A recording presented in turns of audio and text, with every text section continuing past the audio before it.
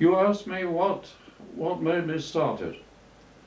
Well, I was so convinced of the failure of the farm where these lads were sent to, and so convinced that if we could alter the atmosphere of the place, make it seem more like a home than a hostel, more like a home than a place for ex-offenders. If we could do that, if by some means we could give them a homely and family background, then we might stand a far better chance of success.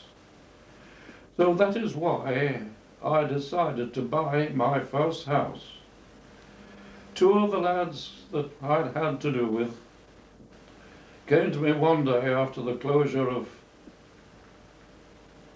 a hostel that we started, and they asked me, couldn't I find them somewhere? They'd been so happy since they were at the hostel.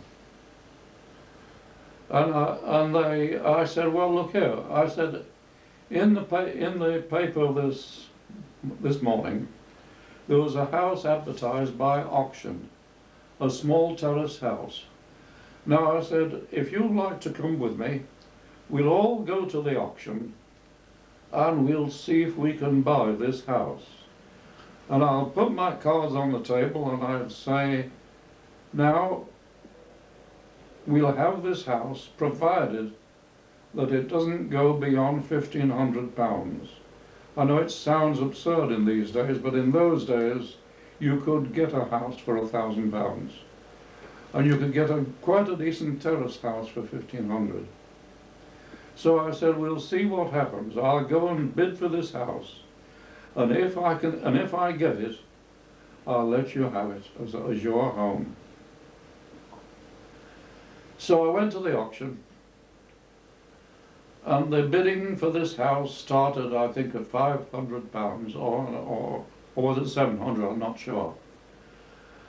And it went up by 50s, 750, 800, 850, 900, 950, 1,000. I was getting a little bit worried when it passed 1,000, 1,050, 1,100.